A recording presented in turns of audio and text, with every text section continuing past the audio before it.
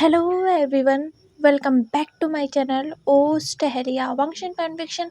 जितने लोग भी मेरे चैनल पर नए हैं, अगर आप लोगों को मेरी नॉवेल्स पसंद आती हैं तो प्लीज़ मेरे चैनल को लाइक शेयर एंड सब्सक्राइब कर दीजिएगा और कमेंट करके बताइएगा कि आप लोगों को ये नॉवेल कैसे लगा। तो चलिए आज इस नॉवेल को ख़त्म करते हैं इसके फाइनल चैप्टर के साथ, जो इतने लंबे समय से चला आ रहा है। So let's start this beautiful novel, the dragon's meet strongest bond, chapter 24। कुछ लोग इस दुनिया में इतिहास रचने के लिए जन्म लेते हैं तो कुछ लोग इस दुनिया में इतिहास बनने के लिए जन्म लेते हैं और कुछ इतिहास के पन्नों में बस दफन होके रह जाते हैं। पर इतिहास हमेशा रहता है। इतिहास कभी नहीं मरता है, क्योंकि इतिहास अपने अंदर कई सारे कहानियों को समेटे रहता है। पर देखना यह है कि इस नॉवल में कौन इतिहास बनता है और कौन इतिहास रचता है, क्योंकि इतिहास बनता तो हर कोई है, पर इतिहास रचता सिर्फ एक है जो बहुमूल्य होता है, प्रीशियस होता है और सबसे बड़ी बात सबसे पावरफुल होता है। पर इस इतिहास रचने की कीमत क्या होगी, कुर्बानी क्या होगी, ये तो वो इतिहास रचने वाला भी नहीं जानता है, क्योंकि ये किस्मत तय करेगी। पिछले पार्ट में हमने देखा था कि विंग ने किंग लायन वांग जी के अल्फा को अनलॉक कर दिया था और विंग ने किंग लायन वांग जी के सामने अपना लव कन्फेस कर दिया और विंग का ओमेगा और किंग लायन वांग जी एक दूसरे को किस कर रहे थे। किंग लायन वांग जी विंग को बहुत पैशनेटली किस कर रहे थे और विंग किंग लायन वांग जी को सेम पैशन के साथ किस कर रहा था। वो दोनों एक दूसरे में जैसे डूब से गए थे। किंग लायन वांग जी के हाथ जो है विंग के बॉडी के ऊपर चलने लगे थे और विंग के भी हाथ जो है किंग लायन वांग जी के बालों में चले गए थे और विंग किंग लायन वांग जी को खुद के करीब खींच रहा था। पर एक पल में ही विंग और किंग लायन वांग जी अपने जिंगशी में आ चुके थे उसी बेड पर। जब किंग लायन वांग जी के अल्फा को ये फील हुआ तो वो विंग से दूर हुआ और उसने फिर विंग से नजरें हटाकर उस कमरे में चारों तरफ देखा, जिस कमरे में सिर्फ वही दोनों थे और वो कमरा उनका जिंगशी था, उनका बेडरूम था। फिर विंग के अल्फा ने विंग की तरफ देखा, जिसकी आईज सिल्वरिश ग्रे में शाइन कर रही थी और वो उस बेड पर लेटा हुआ था। वो किंग लायन वांग जी को ही देख रहा था। विंग के ओमेगा ने ही इस स्पेल्स को पढ़ा था, जिसकी वजह से किंग लायन वांग जी और विंग अपने बेडरूम में आ गए थे। विंग को कुछ ही स्पेल्स पढ़ना आता है, वो सभी मंत्रों को पढ़ना अभी सीख नहीं पाया है, क्योंकि मंत्र जितने आसान लगते हैं उतने होते नहीं। मंत्र बहुत कठिन होते हैं और साथ ही जानलेवा भी। थोड़ी सी गलती होने से लोग मारे भी जा सकते हैं। फिलहाल तो विंग अभी भी मंत्रों को पढ़ना सीख ही रहा है, इसीलिए उसे कुछ चंद मंत्र ही आते हैं, जिसमें से एक मंत्र ये था टेलीपोर्ट होने का। इसी वजह से तो किंग लायन वांग जी और विंग चंद सेकंड में उन पहाड़ों से यहाँ है। और विंग जो उस बेड पर लेटा हुआ था, किंग लायन वांग जी ने अपने ओमेगा को देखा और विंग ने कहा अल्फा आई वांट यू। ये कहकर विंग के ओमेगा ने अपने हाथ को किंग लायन वांग जी की तरफ बढ़ा दिया था और किंग लायन वांग जी भी अपने ओमेगा को देखकर पागल हो गए थे। वो वापस से विंग को ब्रूटली किस करने लगे थे और उनकी आईज गोल्डन में शाइन कर रही थी। उनके हाथ विंग की बॉडी पर लगातार चले जा रही थी और वो बार बार विंग के नेक से फेरोमोन्स को बार बार लगातार स्निफ किए जा रहे थे, बिल्कुल पागलों की तरह। पागल तो उन्हें होना ही था, आखिर उनके ओमेगा ने आज उन्हें कन्फेस जो किया था अपना लव, जो वो सुनना चाहते थे। तो अल्फा का तो बेकाबू होना तय था ही, इसलिए शायद कुछ देर के बाद वो दोनों ही अल्फा और ओमेगा इंटेंस इंटरकोर्स में इंडल्ज हो गए थे। सब कुछ भूल कर, ये भी भूल कर कि इस कमरे के चार दीवारी के बाहर कितनी बड़ी तबाही मचने वाली है, उन्हें तो ये अंदाजा तक नहीं था। फिलहाल तो इस कमरे के चार दीवारी के अंदर उस अल्फा और ओमेगा के रोब्स बेड के नीचे पड़े हुए थे और उस कमरे में अल्फा और ओमेगा के बहुत स्ट्रॉन्ग फेरोमोन्स को फील किया जा सकता था। विंग ने अपने उस खूबसूरत से अल्फा को अपनी नज़रें उठाकर देखा, जो शायद उसे ही देख रहा था। विंग ने कहा, अल्फा। किंग लैनवांगजी ने अपने ओमेगा के चेहरे पर हाथ रखकर कहा, विंग। विंग ने कहा, किंग लैनवांगजी ने कहा, तुम्हें नहीं लगता तुम मेरे अल्फा के कुछ ज़्यादा ही क्लोज जा रहे हो? विंग ने अपने हाथों को उठाया और किंग लैनवांगजी के चेहरे पर रब करते हुए कहा, क्यों, क्या हुआ? वो भी तो मेरा ही अल्फा है ना। ये कहते हुए विंग के हाथ जो है किंग लैनवांगजी के चेस्ट पर चले गए और वो हाथ जो है फिर धीरे धीरे किंग लैनवांगजी के बालों में चले गए। किंग लैनवांगजी ने कहा, विंग, तुम मेरे अल्फा के ऊपर इतनी जल्दी भरोसा कैसे कर सकते हो जब मैं अपने अल्फा के ऊपर खुद भरोसा नहीं करता? विंग ने कहा, मुझे लेकर? किंग लैनवांगजी ने विंग के चेहरे पर से उन बालों को पीछे करते हुए कहा, हाँ। विंग ने कहा, क्योंकि मुझे पता है ना, जिस तरह आप मुझसे प्यार करते हो, मेरा अल्फा भी मुझसे बहुत प्यार करता है। ये सुनते ही किंग लैनवांगजी की आंखें धीरे धीरे उनके गोल्डन आइज में चेंज हो गई और किंग लैनवांगजी के अल्फा ने उसके ऊपर काबू कर लिया था और वो विंग को देख रहा था अपनी ड्रैगन आइज में। ये देखते ही विंग ने कहा, किंग लैनवांगजी के अल्फा ने कहा, क्या हुआ मेरे ओमेगा? तुम्हें तो मेरे ऊपर भरोसा था ना? विंग ने कहा, भरोसा है अल्फा। ये सुनते ही किंग लैनवांगजी के अल्फा ने विंग के फेस को पकड़ा और उसे वो ब्रूटली किस करने लगा और विंग भी उसी पैशन के साथ किंग लैनवांगजी के अल्फा को किस करने लगा था। महाराज, दरवाजा खोलिए महाराज, महाराज, महाराज, बुरी खबर है महाराज। ये आवाज सुनते ही जिंगशी के अंदर उस अल्फा ड्रैगन की आंखें खुल गई जो अब तक सोया हुआ था और वो अपने पूरे ड्रैगन फॉर्म में था, जो उस कमरे के एकदम कोने में अपने विशाल पंखों को फैलाकर और अपने बड़ी सी पूंछ का जिसे नेस्ट बनाया था और उस नेस्ट में विंग था जो सोया हुआ था, उसके बाहों में सफ़ेद चादरों से लिपटा हुआ, उसके बाल पूरे उस अल्फा ड्रैगन के ऊपर बिखरे हुए थे और वो गहरी नींद में था। ये आवाज़ सुनकर उस अल्फा ड्रैगन की आंखें खुल गई और उसने उस दरवाजे की तरफ गुस्से में देखा, कहीं इस आवाज़ से उसकी इस खूबसूरत से ओमेगा की आंखें न खुल जाए। इसी वजह से किंग लैनवांगजी ने निमिंजे से मैंडलिंग कर कर कहा, मैं बाहर आ रहा हूँ, आवाज़ मत करो, क्योंकि रात के 3 बजे थे तो ज़रूर कोई इम्पोर्टेंट काम होगा। इसी वजह से किंग लैनवांगजी ने निमिंजे से ये कहा और फिर किंग लैनवांगजी जो अपने अल्फा फॉर्म में थे, उन्होंने विंग के चेहरे की तरफ देखा जो काफ़ी खूबसूरत लग रहा था। किंग लैनवांगजी अपने चेहरे को लेकर विंग के पास गए और उन्होंने विंग के उस छोटे से चेहरे को लिक किया और कहा, ओमेगा। और ये कहते ही किंग लैनवांगजी अपने अल्फा फॉर्म से अपने ह्यूमन फॉर्म में आ गए थे और उनके गोद में विंग था, उन सफ़ेद चादरों में लिपटा हुआ। किंग लैनवांगजी विंग को लेकर ब्राइडल स्टाइल में उस बेड की तरफ गए, जो बेड ही सिर्फ बचा था, वरना तो वो पूरा कमरा ही तहस नहस हो चुका था उनकी इस एक्टिविटी से, क्योंकि किंग लैनवांगजी के अल्फा अपने ड्रैगन फॉर्म में जो आ चुका था। किंग लैनवांगजी ने विंग को उस नर्म बेड पर लेटा दिया था और फिर उन्होंने विंग के ऊपर से उस चादर को हटा दिया था जिस चादर ने विंग के शरीर को ढक के रखा था। और फिर किंग लैनवांगजी ने विंग को वाइट 2 लेयर्स रोब्स पहना दिया था।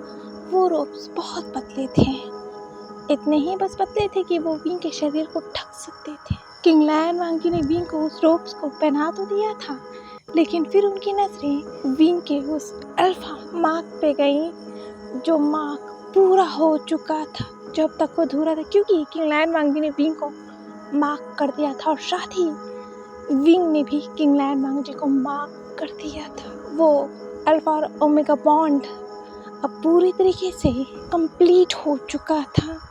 किंग लायन वांग जी ने विंग के चेहरे को देखा और कहा, विंग, अब हम दोनों हमेशा हमेशा के लिए एक हो गए हैं।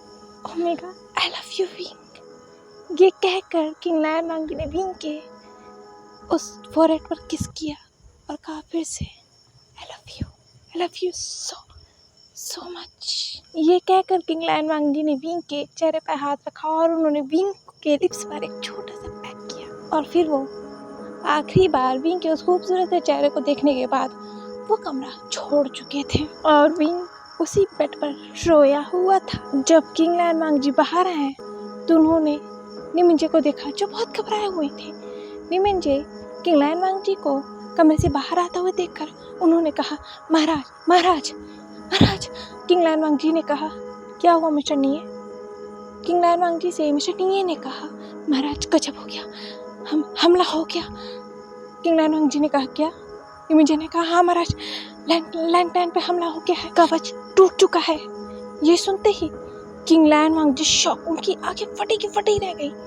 इतना मजबूत कवच, जिस कवच को बनाने में ही किंग लायन वांग जी की आधी से ज्यादा पावर खत्म हो चुकी थी, वो कवच टूट चुका है। किंग लायन वांग जी ये सोच ही रहे थे कि उनके मुंह से भी यही निकल गया, कवच टूट चुका है। निमिंजे ने सुनकर कहा, हाँ महाराज, कवच टूट चुका है। ये सुनते ही किंग लायन वांग जी ने बयान में से पिचिन को निकाला और निमिंजे की तरफ घुसा दिया। और निमिंजे ने कहा, पर निमिंजे तो नहीं गिरे, पर उनके पीछे वाला शख्स जरूर जमीन पर धड़ाम से गिरा था। ये आवाज सुनकर निमिंजे पीछे पलट कर देखा तो वहाँ एक सैनिक था जो गिरा था। निमिंजे ने ये देखा ही था कि उनकी नजर फिर एक और सैनिक पे गई जो उन्हीं की तरफ आ रहा था अपने तलवार को लेकर। निमिंजे ने अपने तलवार को निकाला और उस सैनिक के ऊपर चला दिया था, पर वो सैनिक दोबारा उठकर खड़ा हो गया था। ये देखकर निमिंजे शॉक हो गए थे। कमाल की बात थी ना, एक मरा हुआ इंसान दोबारा उठकर खड़ा हो गया था, क्योंकि वो सभी सैनिक जो थे उनके ऊपर ब्लैक मैजिक का कंट्रोल था। बिना स्पिरिचुअल पावर के उन सभी सैनिक को मारना नामुमकिन था। किंग लायन वांग जी ने एक सैनिक के ऊपर अपनी तलवार को चलाते हुए कहा, मिस्टर निये, स्पिरिचुअल पावर का यूज कीजिए।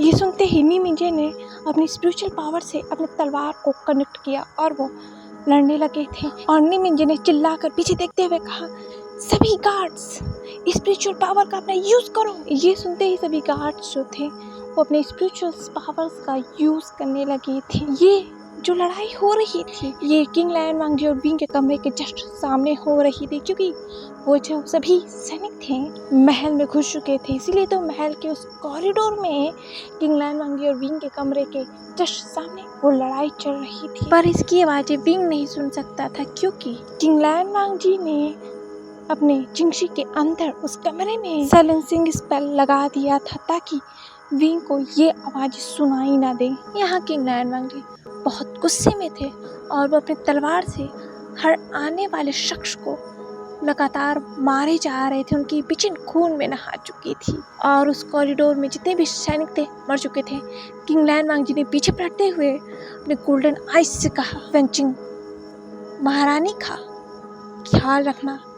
वेंचिंग ने कहा, जी महाराज। ये कहते ही वेंचिंग ने किंग लायन वांग जी को बो किया। किंग लायन वांग जी ने वेंचिंग को नोट किया और वो अपनी तलवार लेकर रॉयल जिंगसी पैलेस के बाहर जाने लगे और उनके पीछे पीछे निमिंजे थे और सोंगलैन थे। किंग लायन वांग जी ने पीछे पलटकर कहा, मिस्टर सोंगलैन, आप वेंचिंग के साथ रुकिए, आप महारानी का ख्याल रखिए। किंग लायन वांग जी से सोंगलैन ने कहा, पर महाराज मैं। किंग लायन वांग जी ने अपने डार्क आइज से कहा, जैसा मैंने कहा है वैसा कीजिए, आपके ऊपर महारानी की जिम्मेदारी है। और ये कहकर किंग लायन वांग जी ने मिस्टर सोंगलैन के पीछे देखा जहाँ मैम्या, लुलू और लिलिंग थी। किंग लायन वांग जी के आइज खुद के ऊपर फील कर कर उन तीनों ने ही किंग लायन वांग जी को नोट किया। वो समझ चुकी थी उन्हें करना क्या है, इसीलिए वो तीनों किंग लायन वांग जी के कमरे को खोलकर महारानी के पास चले गए थे और फिर उन्होंने अंदर से उस कमरे को लॉक कर लिया था। और वेंचिंग और सोंगलैन उस कमरे के बाहर खड़े थे और किंग लायन वांग जी बहुत तेजी के साथ उस रॉयल पैलेस जिंगसी से बाहर जा रहे थे। वो सीढ़ियों से उतरकर बाहर गए और जब वो बाहर गए तो उन्होंने उस सुरक्षा कवच को अपने आंखों के सामने टुकड़ों में टूटते हुए देखा। और ये भी देखा जा सकता था कि उस कवच को तोड़ते हुए कई सारे ड्रैगन्स जो हैं बहुत तेजी के साथ महल की तरफ आ रहे थे। किंग लायन वांगजी ने अपने स्वॉर्ड को कस लिया था अपने हाथों में, जो तैयार थे उन ड्रैगन्स से लड़ने के लिए।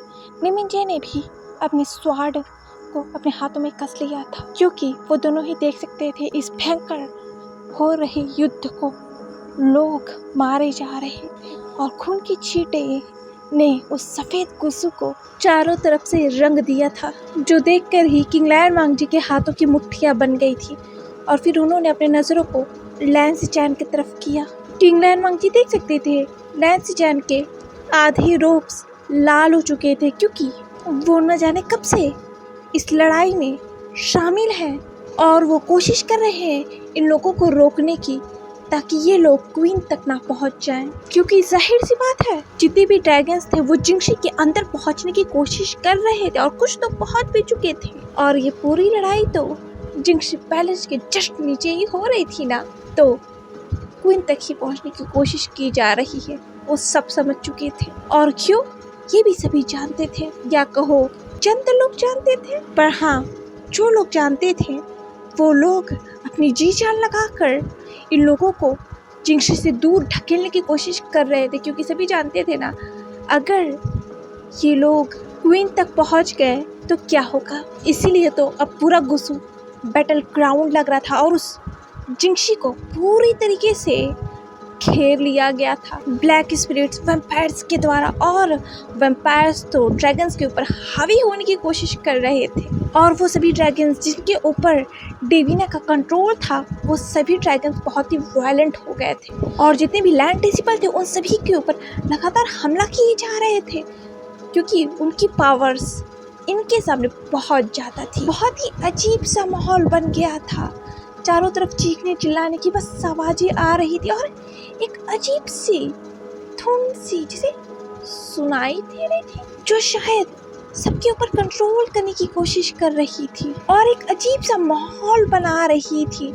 और पूरी गुस्से में जैसे मनहूसियत फैल गया था, ऐसा लग रहा था, क्योंकि लोग मारे जा रहे थे। और जो आसमान में ड्रैगन्स एक दूसरे से लड़ रहे थे, वो लैंड डिसिपल ड्रैगन्स एक एक करके एकाएक जमीन पर गिरने लगे थे। और वो जब ड्रैगन्स जमीन पर गिरते थे ना, पूरी जमीन जैसे कांप जाती थी। और ये सब होते हुए किंग लायन वांगजी तो देख सकते थे, साथ ही एक और शख्स देख सकता था किंग लायन वांगजी से दूर, पर उस बैटल ग्राउंड के बीचों बीच वो शख्स देख सकता था किंग लायन वांगजी को लड़ते हुए। उसके चेहरे पर एक स्मृक आ गया, पर उस स्मृक को देखा नहीं जा सकता था, क्योंकि उस पर्सन ने एक मास्क पहन रखा था, क्योंकि वो सेफन था ना। सेफन ने कहा, किंग लायन वांगजी, आपको यहाँ नहीं आना चाहिए था, पर हम यही तो चाहते थे। आपने गलती कर दी किंग लायन वांगजी, यहाँ का, क्योंकि अभी तो ये शुरुआत है। असली बैटल तब शुरू होगा जब क्वीन इस बैटल में शामिल होंगी। दूसरी तरफ रॉयल जिंगशी के अंदर एक ब्लैक स्मोक ने वेंचिंग के गले को पकड़ा हुआ था। वेंचिंग हवा में थी और उसकी सांसें जैसे टूट सी रही थी। उसके आंखों में आंसू तक आ गए थे, क्योंकि उस ब्लैक स्मोक ने वेंचिंग के गले को इतने जोर से जो पकड़ा हुआ था, पर तुरंत वेंचिंग ने जल्दी से अपने स्पिरिचुअल पावर का यूज किया और उस ब्लैक स्मोक के ऊपर थ्रो कर दिया, जिसे वो ब्लैक स्मोक ने वेंचिंग के गले को छोड़ दिया था। और वेंचिंग धड़ाम से जमीन पे गिरी और उसने जब खांसते हुए अपनी झिलमिलाती आंखों से उस ब्लैक स्मोक की तरफ देखा, तो वो ब्लैक स्मोक उस कमरे के अंदर जा रहा था। और वेंचिंग ये देखकर दौड़ पड़ी थी। नहीं, वेंचिंग उस तक पहुंच पाती कि वो ब्लैक स्मोक इतने तेजी से उस कमरे के अंदर गया और दरवाजा थम करके बंद हो गया था। और वेंचिंग दरवाजा पीटते ही रह गई, दरवाजा खोल, तुम कौन हो, दरवाजा खोल। महारानी महारानी महारानी, अब ठीक है महारानी। पर अंदर से कोई भी आवाज नहीं आ रही थी। वेंचिंग ने कहा, मैं क्या करूं। और फिर उसने नीचे देखा, जहां सोंगलैन मर चुका था। उसकी पूरी बॉडी की नसें जो है काली पड़ चुकी थी और उसकी बॉडी से जैसे खून को सोख लिया गया था। उसकी आंखें पूरी काली पड़ चुकी थी, पूरा नेक काला हो गया था। और ये देखकर बेंचिंग ने अपने मुंह पर हाथ रख लिया। उसने कहा, सॉन्गलैन, महाराज महाराज। ये कहते ही बेंचिंग वहां से दौड़ रही थी। वो पूरे रॉयल पैलेस में दौड़ रही थी, या कह लो भाग रही थी। वो इतनी तेजी से दौड़ रही थी कि जैसे उसे डर हो कुछ बहुत बुरा होने का। उससे चला भी नहीं जा रहा था क्योंकि उस ब्लैक स्मोक ने बेंचिंग की एनर्जी को खींच लिया था। वो गिरते पड़ते हुए उस बैटल ग्राउंड में गई तो जहाँ किंग लायन वांग जी लड़ रहे थे। उनकी तलवार लगातार चल रही थी और उनकी तलवार ने एक शख्स अंदर घुसा दिया था और दोबारा निकाला। तब तक बेंचिंग उन तक पहुंच चुकी थी, पर जब किंग लायन वांग जी को फील हुआ कि इसके पीछे कोई है तो किंग लायन वांग जी झटके से मुड़े और उन्होंने अपने तलवार को बेंचिंग की तरफ बढ़ा दिया था। पर उन्होंने बेंचिंग को देखा, इसीलिए शायद बेंचिंग का गला कटते कटते रह गया था। बेंचिंग की फिर भी आंखें बंद नहीं हुई थी, पर हाँ वो डरी तो थी, पर किंग लायन वांग जी की तलवार से नहीं, क्वीन के लिए। किंग लायन वांग जी ने कहा, बेंचिंग तुम यहाँ क्या कर रही हो? तुम्हें तो महारानी। बेंचिंग ने कहा, महाराज महाराज को क्वीन। दूसरी तरफ वो ब्लैक स्मोक बहुत तेजी के साथ विंग की तरफ बढ़ रहा था जो उस बेड पर सोया हुआ था। जमीन पर देखा जा सकता था मम्या और लुलू को पड़े हुए। शायद वो सब बेहोश हो गई थी या ना जाने क्या, क्योंकि उन सभी के ऊपर कुछ ब्लैक निशानों को देखा जा सकता था, पर उनकी शायद नसें ब्लैक नहीं हुई थी। पर न जाने क्या था जो वो सभी बेहोश थी, उनकी सांसें चल रही थी। पर यहाँ वो ब्लैक स्मोक तो विंग की तरफ बढ़ रहा था ना, वो ब्लैक स्मोक विंग की तरफ बढ़ पाता उससे पहले ही उस ब्लैक स्मोक को एक आवाज आई, माऊ। ये आवाज सुनकर वो ब्लैक स्मोक रुक गया और उसने उस आवाज की तरफ देखा तो वहाँ लुलू थी, वो कैट लुलू। जब उस ब्लैक स्मोक ने कैट लुलू को देखा तो वो ब्लैक स्मोक लुलू के पास गया जो गुर्रा रही थी।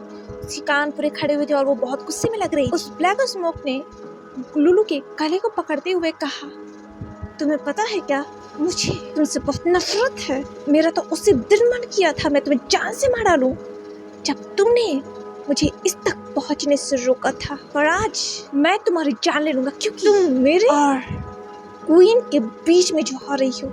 ये कहकर उस ब्लैक स्मोक ने लुलू को जोर से उस दीवार से लगा दिया और उसके चेहरे के करीब जाते हुए कहा, पर अभी नहीं, क्योंकि मैं तुम्हारे साथ अपना टाइम जाया नहीं कर सकता, क्योंकि मेरा वक्त तो है क्वीन के लिए, पर तुम बचोगी नहीं, तू तो आज मरेगी।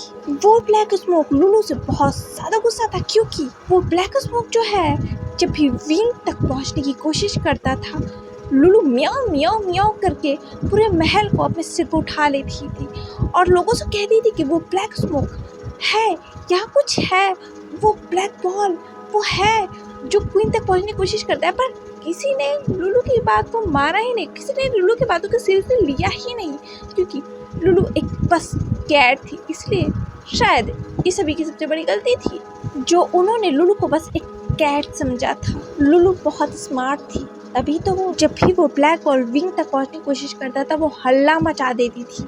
इसीलिए वो ब्लैक बॉल जो अब अपना शेप ले चुका था और वो ब्लैक स्मोक बन चुका था, वो लुलू को मारना चाहता था, पर शायद अभी नहीं, क्योंकि वो विंग तक बढ़ रहा था। पर उसने अभी तक लुलू का गला छोड़ा नहीं था, क्योंकि वो जानता है अगर लुलू का गला छोड़ा गया तो लुलू म्याऊ म्याऊ कर सबको बुला लगी, भले ही साइलेंसिंग स्पेल क्यों ना लगा हो। लुलू की आवाज इतनी तेज है कि वो साइलेंसिंग स्पेल तोड़ देगी, इसीलिए तो वो ब्लैक स्मोक लुलू को छोड़ ही नहीं रहा था और लुलू की आंखें बाहर निकलने गई थी, उसे ऐसा लगा था वो मर जाएगी। दूसरी तरफ वो ब्लैक स्मोक अब विंग के ऊपर था और वो विंग को देख रहा था। उसने कहा,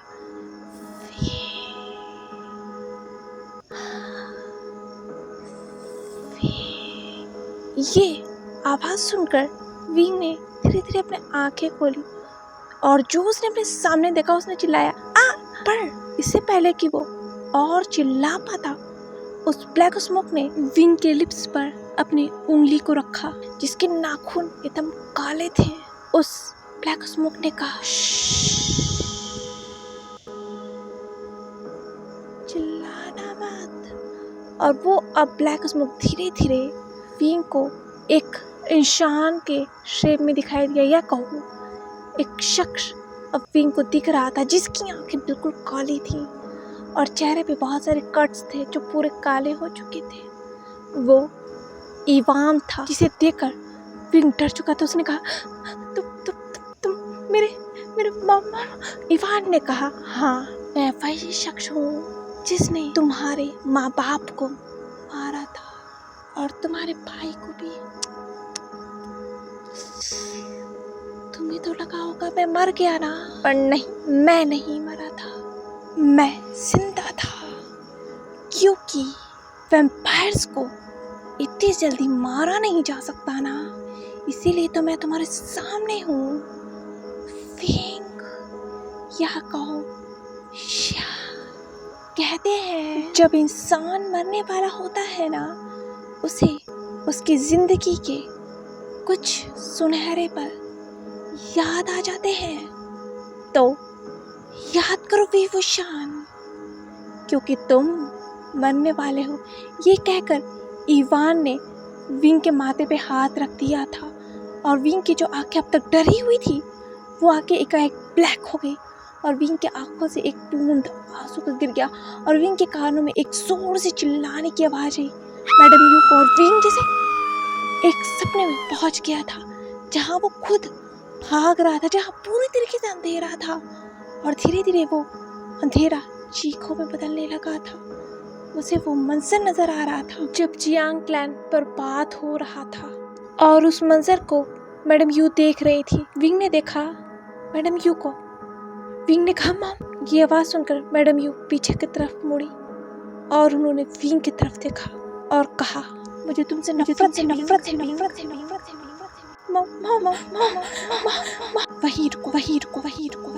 वहीं रुक जाओ। मुझे तुम जैसे शख्स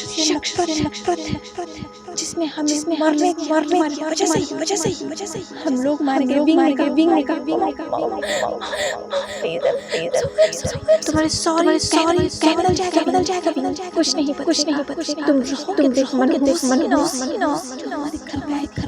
सबसे बड़ी गलती ये थी कि मैं तुम्हें घर लेके आई और तुमने सब कुछ खत्म कर दिया। तुम्हारे वजह से पूरा चांग पर पार हो चुका है।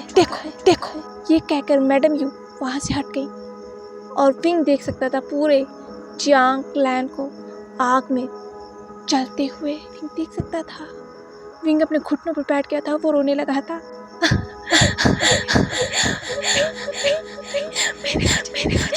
हाँ विंग, तुम्हारे वजह से। विंग ने उस तरफ पलट कर देखा तो वहाँ जंक्शा था। जंक्शा ने कहा, हाँ विंग, तुम्हारे वजह से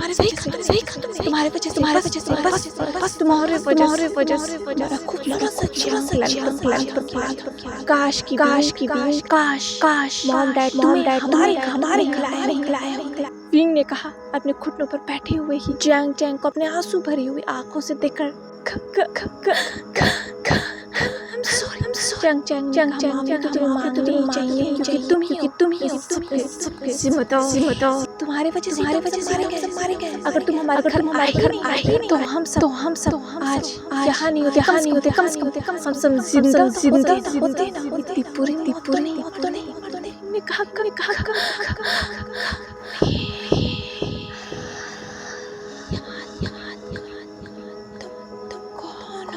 लॉरेन ले जाओ।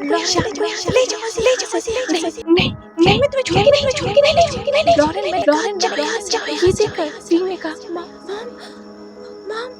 डैड।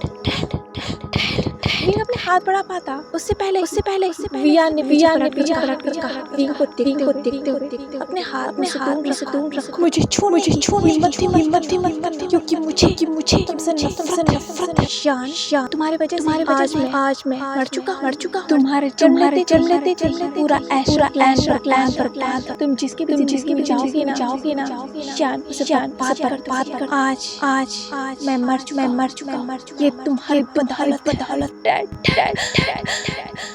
विंग,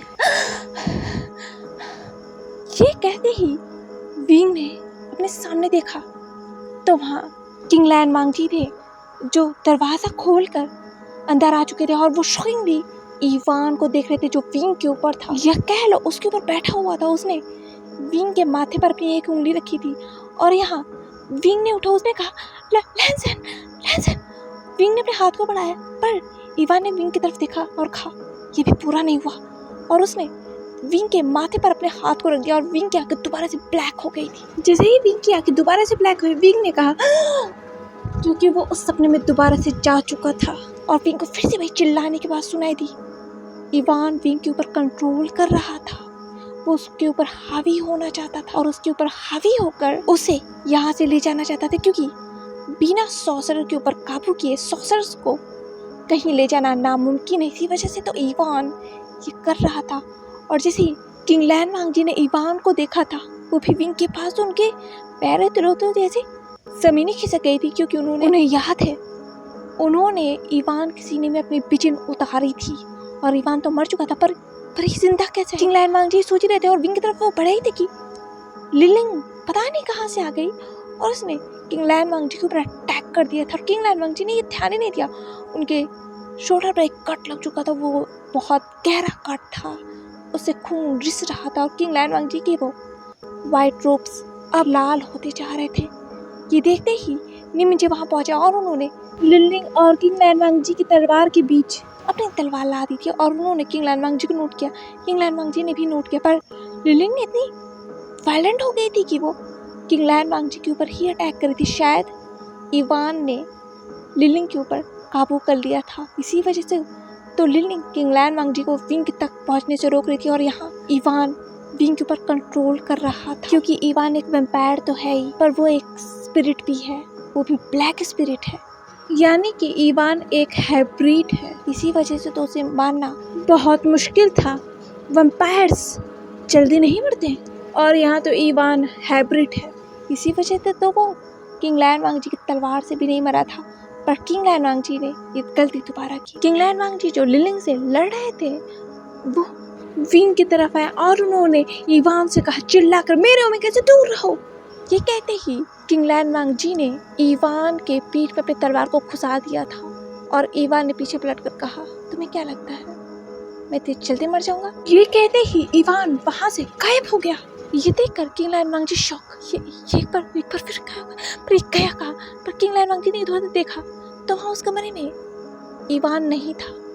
पर किंग लैनवांग जी की सबसे फर्स्ट प्रायोरिटी तो विंग था ना, वो विंग के पास गए। उन्होंने कहा विंग विंग विंग, पर विंग तो जैसे अपने होश में ही नहीं लग रहा था, उसके कानों में वही आवाजें गूंज रही थी।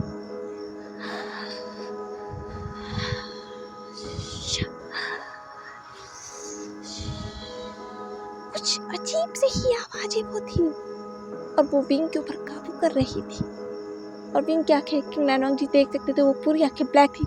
ये देखकर ही किंग लैनवांग जी डर गए थे। उन्होंने विंग के चेहरे को थपथपाते हुए कहा, विंग विंग विंग, आंखें खोलो विंग।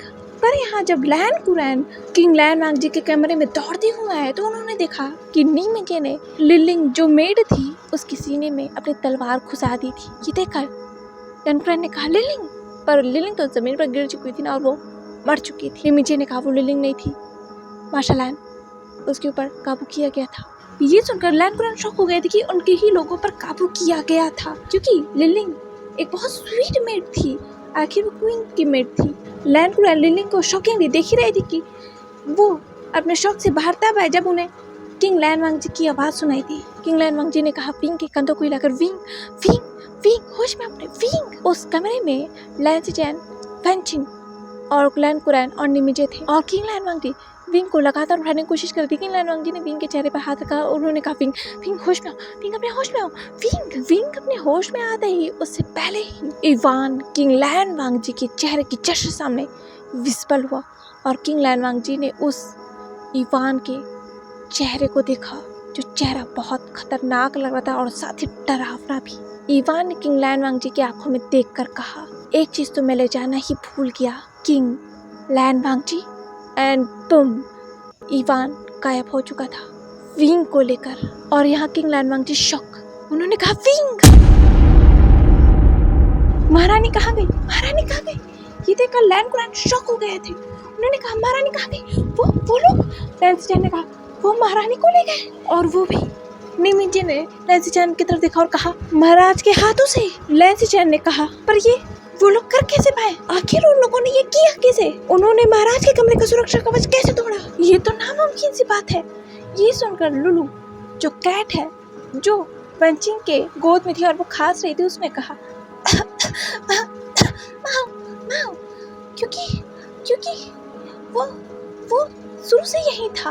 ये सुनकर सबकी नजरें उस कैट लुलू के ऊपर चली गई और किंग लैन वांगजी की भी, जिनकी हाथों की मुट्ठियां बन चुकी थी और वो बहुत गुस्से में थे। उनका अल्फा बहुत ज्यादा गुस्सा में था, इतना गुस्सा था कि अगर किंग लैन वांगजी ने अपने अल्फा को खुद के ऊपर काबू एक बार होने दे दिया ना, वो अल्फा पूरे कल्टीवेशन वर्ल्ड को चलाकर राख कर देगा। क्योंकि वो किंग लैन वांगजी नहीं ना, वो किंग लैन वांगजी का अल्फा है।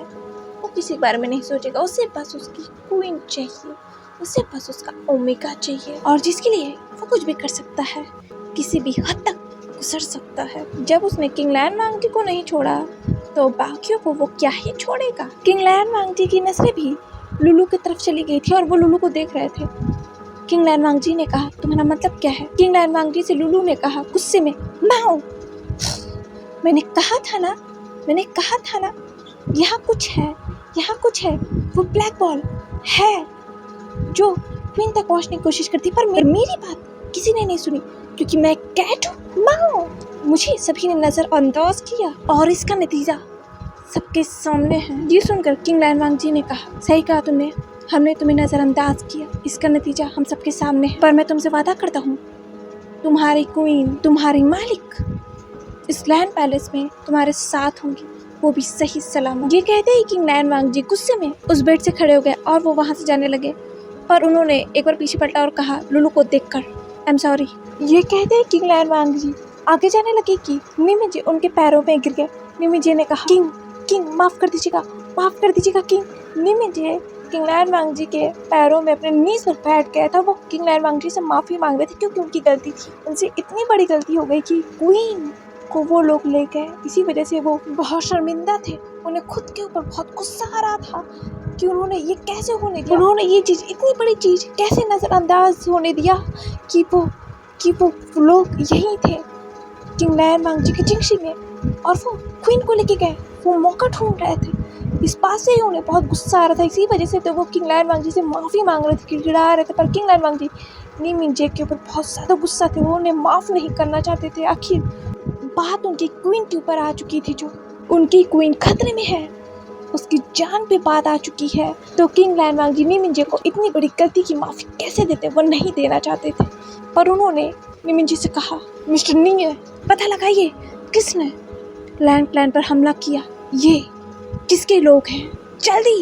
ये कहते हैं किंग लैन वांगजी के हाथ में उनकी बिचन टाइट हो गई थी और वो बहुत गुस्से में थे, वो बाहर निकल गए। उन्होंने निमिंजे की और कोई बात सुनी ही नहीं और निमिंजे किंग को देख सकते थे, किंग उनसे नाराज है। दूसरी तरफ किंग लैन वांगजी रॉयल पैलेस जिंगशी के बालकनी में खड़े थे और वो उस बालकनी से उस हो रही जंग को देख रहे थे। लोग मर रहे थे, खून बह रहा था, तलवारें आपस में टकरा रही थी और ड्रैगन्स हवा में थे जो लड़ रहे थे उनके तरफ से।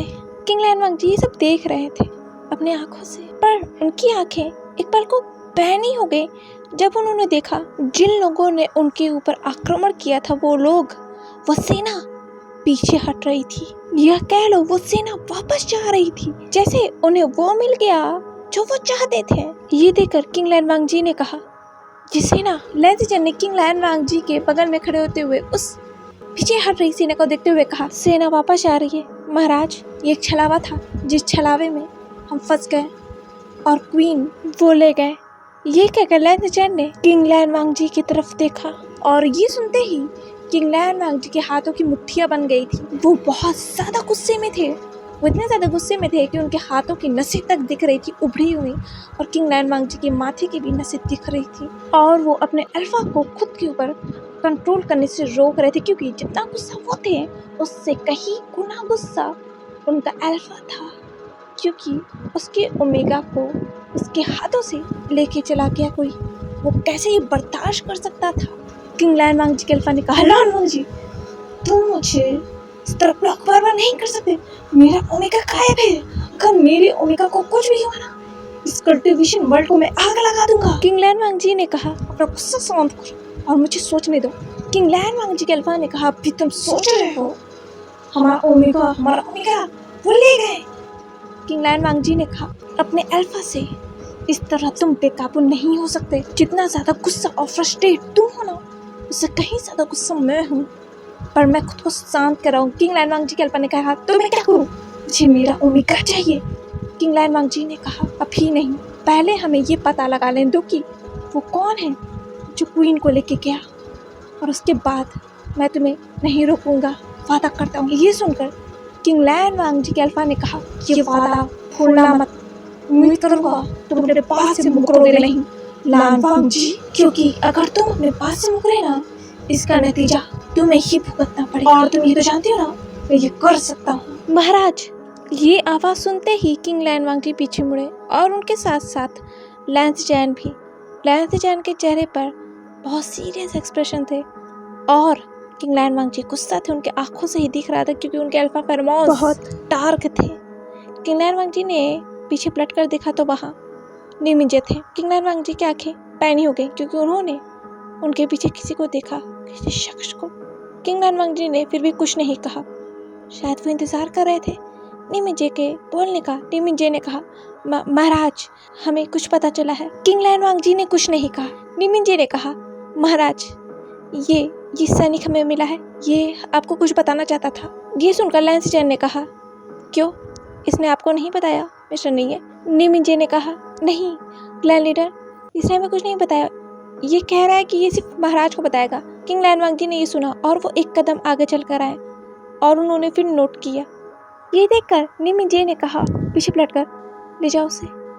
और वहाँ एक सैनिक जो था, एक शख्स को लेकर किंग लैन वांगजी के पास आया। किंग लैन वांगजी देख सकते थे लैन क्लैन के जो सैनिक है, उसने इस दूसरे शख्स को पकड़ रखा है। शायद ये शख्स ढंग से खड़ा भी नहीं हो पा रहा है। किंग लैन वांगजी ये भी देख सकते थे कि इस शख्स के शरीर पर कई सारे ब्लैक कलर के निशान हैं, और इसके हाथों की नसें काली हैं। ये देखकर किंग लैन वांगजी की आंखें और भी ज्यादा पैनी हो गई थी। किंग लैन वांगजी समझ गए थे ये शख्स जो है, ये किसी क्लैन का सैनिक है।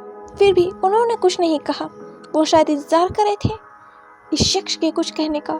उस शख्स ने किंग को वो करते हुए कहा, किंग लैन वांगजी ने नोट किया। उस शख्स ने कहा, महाराज, मैं आपको कुछ बताना चाहता हूँ। किंग लैन वांगजी ने कहा, तुम कह सकते हो। उस शख्स ने कहा, महाराज, मैरलिन क्लैन का नाम सुनकर किंग लैन वांगजी ने उस शख्स की तरफ देखा।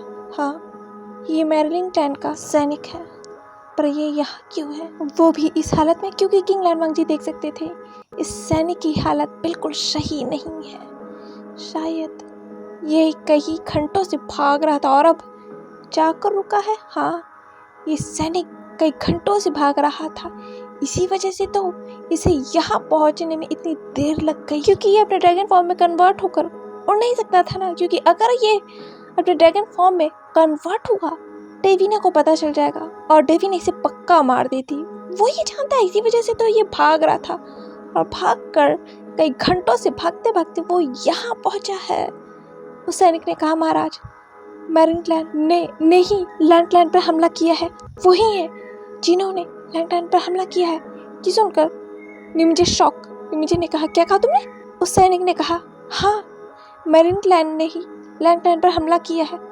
लैंसी जैन ने कहा, पर क्यों? उस सैनिक ने कहा, नहीं पता, पर मैं ये जानता हूँ कि वो क्वीन को चाहते थे। ये सुनकर वहाँ सन्नाटा पसर गया। किसी ने आगे एक लफ्ज भी नहीं कहा, क्योंकि सभी जानते थे इसका मतलब। मैरिन क्लैन को पता था कि विंग कौन है, इसीलिए इतनी भयंकर तरीके से रातों रात लैंड क्लैन के ऊपर हमला किया गया। किंग लैन वांगजी ने अपनी नजर उठाई और उस सैनिक को देखा। उस सैनिक ने कहा, महाराज, आप सही सोच रहे हैं, ये तैयारी कई महीनों से की जा रही है, क्योंकि इतनी भीषण तरीके से हमला, वो भी लैंड क्लैन पर, ये तो नामुमकिन सी बात है। लैंस जैन ने कहा, और तुम अब हमें बता रहे हो? तुम्हें तो हमें पहले ही बताना चाहिए था ना, उस एडम ने हमारे खिलाफ। लैंस जैन के बात को किंग लैन वांगजी ने बीच में काटते हुए कहा अपनी स्ट्रॉन्ग अल्फा वॉइस में, कौन है इसके पीछे? लैंस जैन ने कहा, महाराज, इसके पीछे तो जाहिर सी बात है ना, मैरिन के क्लैन लीडर। ये सुनकर किंग लैन वांगजी ने गुस्से में लैंस जैन की तरफ देखा और लैंसी चैन वहीं शांत हो गए। फिर किंग लैन वांग जी ने लैंसी चैन से अपनी नजरें हटाकर उस सैनिक की तरफ देखा और कहा, कौन है इसके पीछे? एडम अकेला ये नहीं कर सकता, उसके पीछे कोई बहुत बड़ी ताकत है। कौन है वो? ये सुनकर उस सैनिक ने कहा, महाराज आपने सही कहा, मैरिलिन के क्लैन लीडर के पीछे एक बहुत बड़ी ताकत है और वो है सॉर्सरर। ये सुनकर लैन कुरैन जो अभी भी वहां पे आए हुए थे, उनके कदम वहीं रुक गए। उस सैनिक ने कहा, हाँ महाराज, एक ब्लैक सॉर्सरर है। ये सुनकर तो लैन कुरैन ने अपने सीने पर हाथ ही रख लिया था, क्योंकि एक ब्लैक सॉर्सरर बहुत पावरफुल होता है और वो है, मतलब वो कल्टीवेशन वर्ल्ड में एग्जिस्ट करता है। वही बहुत बड़ी बात है, क्योंकि ब्लैक सॉर्सरर्स बहुत खतरनाक होते हैं। वो इंसान के ऊपर काबू तो करते ही हैं, साथ ही साथ वो उसके दिमाग से खेलते हैं और उसे इस तरह के सपने में पहुंचा देते हैं कई बार कि वो इंसान उन सपनों से निकल ही नहीं पाता है और वो इंसान खुद को ही मार लेता है। पर ये तो एक नमूना है। जितना लैन कुरैन सॉर्सरर्स के बारे में जानते हैं, उससे कहीं ज़्यादा पावरफुल सॉर्सरर होते हैं जो किसी ने जाना ही नहीं अब तक। लैन कुरैन ये जानते हैं, इसीलिए शायद लैन कुरैन की आंखों में वो डर दिख रहा था। ये सुनकर तो लैंसी चैन भी शॉक हो गए थे। पर किंग लैन वांग जी ने कहा, ब्लैक सॉर्सरर, वो भी मैरिलिन क्लैन में?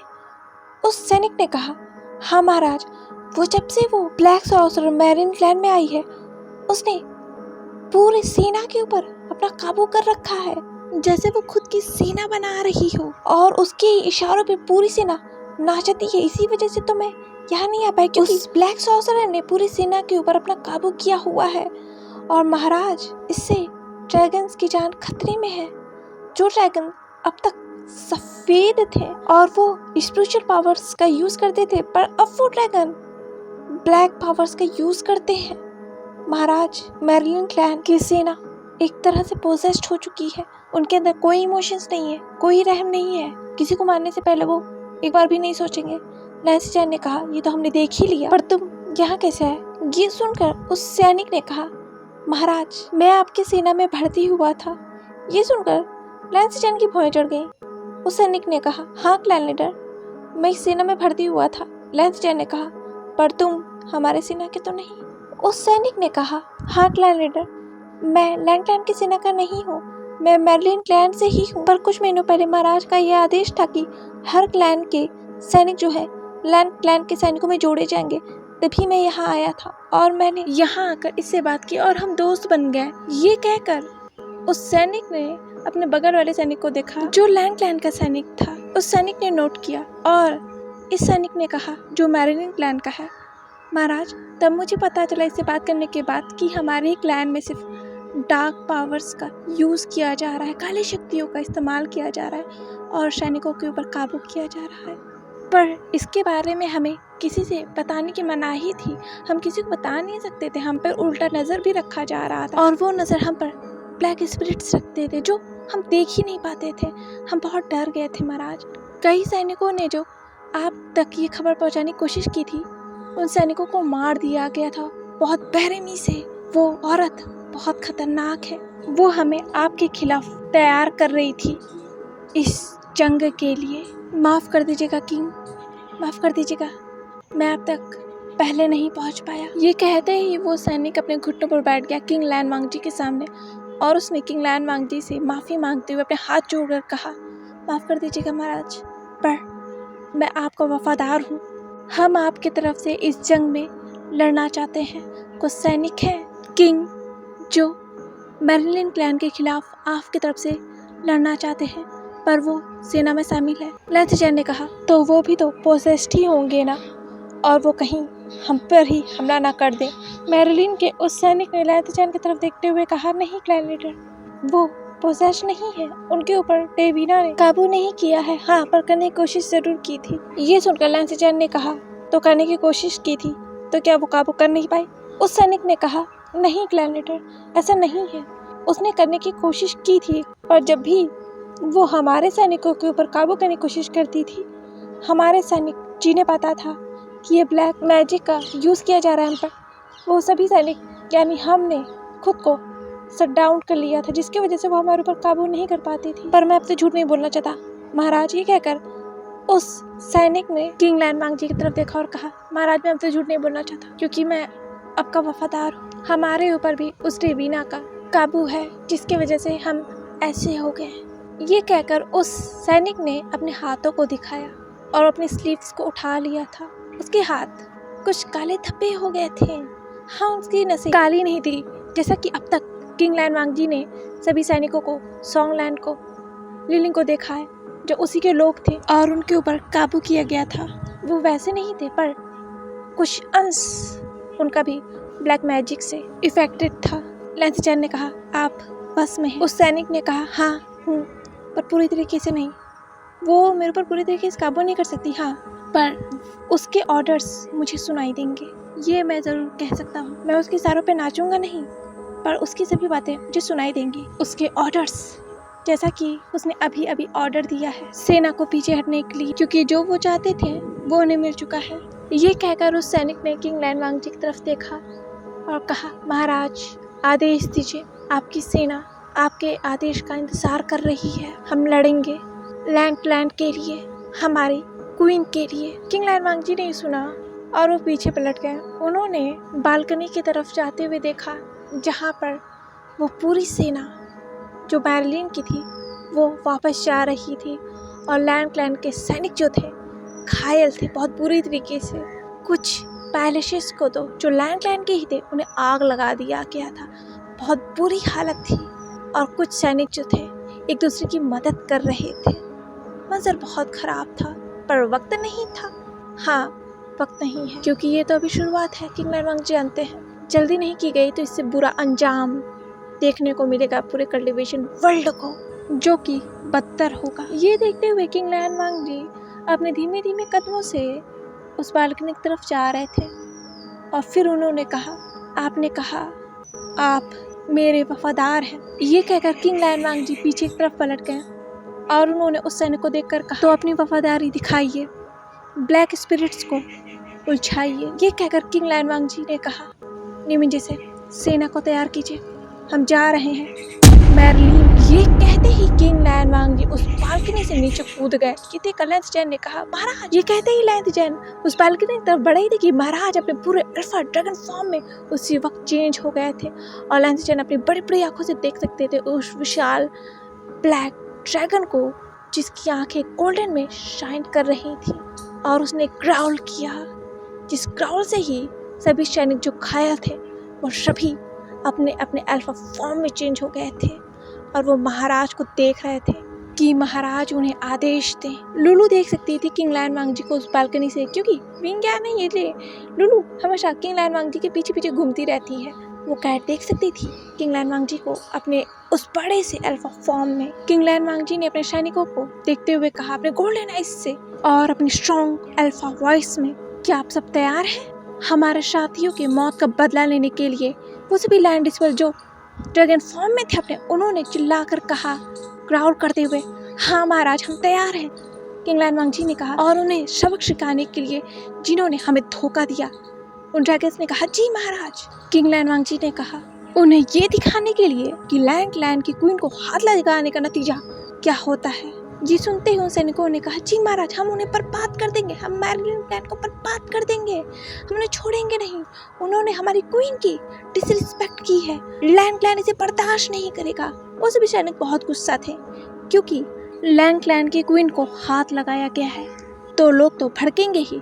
सेना बहुत गुस्से में थी क्योंकि क्वीन के हाथ लगाने का मतलब है लैंड क्लैन को हाथ लगाना। अब बात लैंड क्लैन की इज्जत पर आ चुकी थी। किंग लैनवांग जी ने कहा तो सैनिकों तैयार हो लैंड क्लैन के लिए। सभी सैनिकों ने कहा महाराज लैंड क्लैन के लिए, ये जंग हम जीत के रहेंगे। ये सुनते ही किंग लैनवांग जी ने कहा ये जंग हम जरूर जीतेंगे। ये कहते ही किंग लैनवांग जी उस आसमान की तरफ उड़ते मैरिलीन क्लैन के तरफ की। उन्होंने पलटकर रॉयल पैलेस जिंगशी के बालकनी की तरफ देखा जहाँ लुलू दौड़ते हुए आ रही थी किंग लैनवांग जी की तरफ। माऊ माऊ माऊ करके मुझे भी जाना है, ये कहते हुए वो किंग लैनवांग जी को रोक रही थी। किंग लैनवांग जी ने लुलू से अपने अल्फा वॉइस में कहा तुम यही रुकोगी। ये कहते ही किंग लैनवांग जी वहीं पर उड़ गए और लुलू ने कहा माऊ। किंग लैनवांग जी के हवा में उड़ते ही निमिंजे अपने ड्रैगन फॉर्म में उड़ गए और उन्होंने कहा मैरिलीन की तरफ चढ़ाई करो। ये कहते ही निमिंजे भी उड़ गए और एक एक करके पूरी सेना वहाँ से जाने लगी अपने ड्रैगन फॉर्म में कन्वर्ट होकर। वो सभी अपने बड़े बड़े पंखों को फैलाकर आसमान में उड़ रहे थे और वो सभी जा रहे थे मैरलिन की तरफ। पर लूलू ने देखा सब जा रहे हैं और वो यही है, उसे भी बींग को बचाना है। तभी लूलू की नजरें गई तुरंत वेंचिंग की तरफ, जो अभी अभी जस्ट अपने अल्फा फॉर्म में कन्वर्ट होने के लिए उस बालकनी से कूदी थी।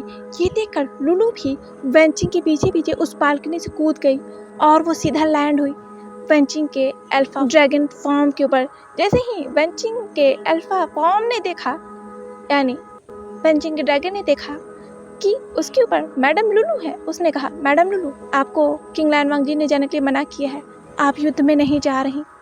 लूलू ने कहा, माओ, मैंने कहा मैं जाऊंगी या नहीं जाऊंगी, समझ गए तुम, चलो जल्दी। ये सुनते ही वेंचिंग ने अपनी स्पीड बढ़ा दी थी और वो आसमान में उस सेना में जाकर मिल गई थी जिस सेना को लीड कर रहे हैं किंग लायन वांग जी। लैंड कुरान देख सकते थे उस रॉयल पैलेस जिंगशी के बालकनी से खड़े होकर उस जा रही सेना को। उन्होंने किंग लायन वांग जी को देखकर कहा, उम्मीद करता हूँ किंग, हमारी क्वीन को कुछ होने से पहले आप वहाँ सही वक्त पर पहुँच जाएं, इस बार ही सही, उम्मीद करता हूँ। आज के लिए बस इतना ही, मिलते हैं नेक्स्ट पार्ट में द ड्रैगन्स मेट के सेकेंड फाइनल चैप्टर के साथ। मैं ड्रैगन्स मेट को इसी चैप्टर में पूरा कंप्लीट करना चाहती थी पर ऐसे नहीं हो पाया, तो इसका सेकेंड चैप्टर बन गया। तो कमेंट करके आप सभी बताइएगा कि आज का चैप्टर आप सभी को कैसा लगा, और मेरी नॉवेल्स पसंद आती हैं तो प्लीज़ मेरे चैनल को लाइक, शेयर एंड सब्सक्राइब कर दीजिएगा। Bye bye.